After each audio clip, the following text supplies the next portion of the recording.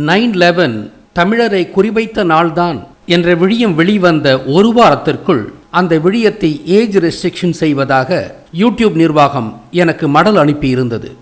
மிக முக்கியமான அந்த விழியம் கட்டுப்படுத்தப்படுவது எனக்கு விசனத்தை ஏற்படுத்தியது. அதற்கு எதிராக நம்மால் முறையீடு செய்ய முடியும். ஆனால் வினோதமாக அந்த முறையீட்டை ஒரே வரியில் மட்டுமே எழுத முடியும். எப்படி எழுதுவது?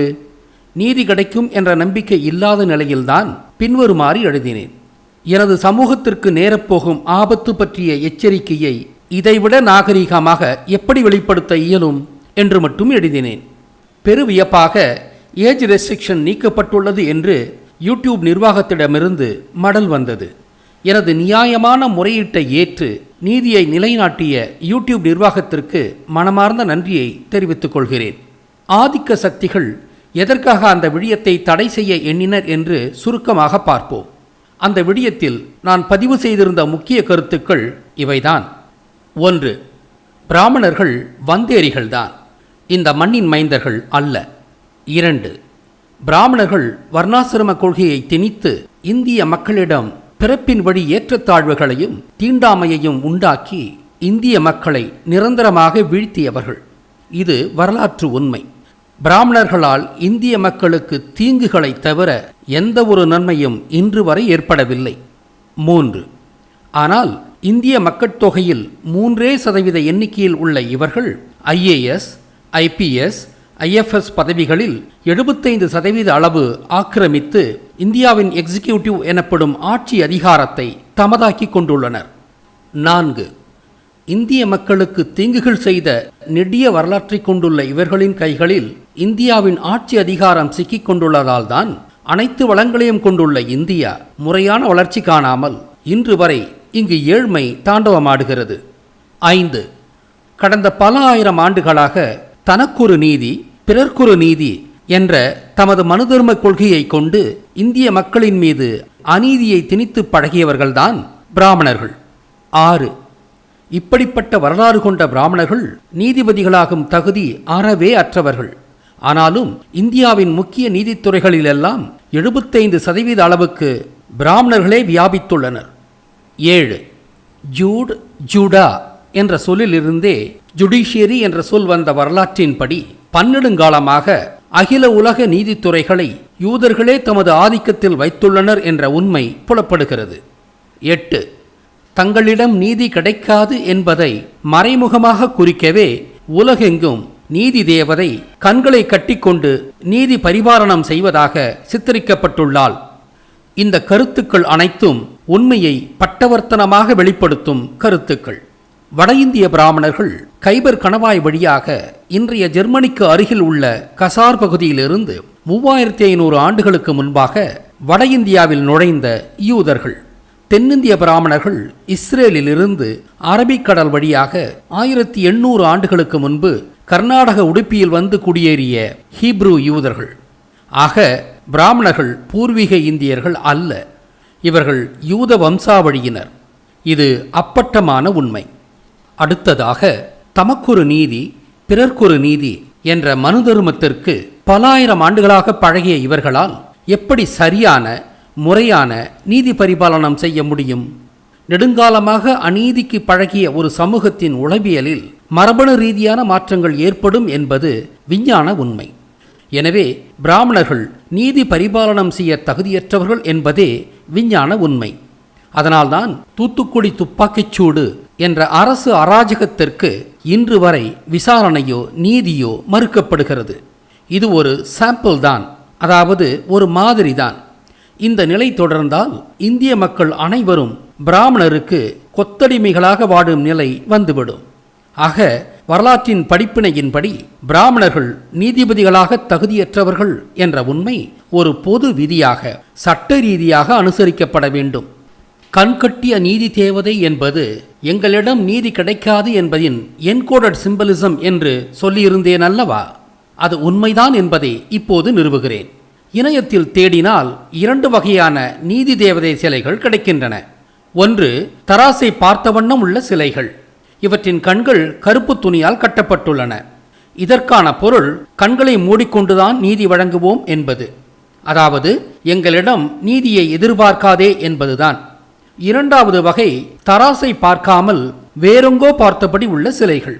விந்தையாக இவற்றின் கண்கள் கருந்துணியால் கட்டப்படுவதில்லை என்பது மட்டுமல்ல, அவை கண்களை திறந்து கொண்டும் உள்ளன. கண்கள் திறந்திருக்குமாம், ஆனால் தராசை பார்க்காதாம். இந்த சிலைகள் சொல்லும் மறைமுகச் செய்தி என்னவென்றால், பாராமுகமாகத்தான் நீதி வழங்குவோம் என்பதுதான். அதாவது எங்களிடம் நீதியை எதிர்பார்க்காதே என்பதுதான்.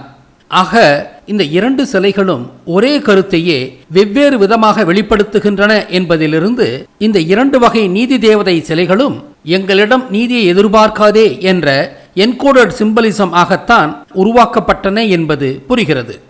5 மாதங்களுக்கு முன்பு நடந்த பாராளுமன்ற தேர்தலில் 303 இடங்களை பிஜேபி வென்றது. என்டிஏ கூட்டணி 353 இடங்களை பிடித்தது. இது 2/3 மெஜாரிட்டிக்கு 10 இடங்களே குறைவு. ஆனால் வெற்றி பெற்ற சில மாதங்களிலேயே மிகப்பெரிய பொருளாதார வீழ்ச்சியை இந்தியா சந்திக்கிறது. உண்மையில் தேர்தலுக்கு வெகு நாட்களுக்கு முன்பே இந்த பொருளாதார வீழ்ச்சி தொடங்கிவிட்டது.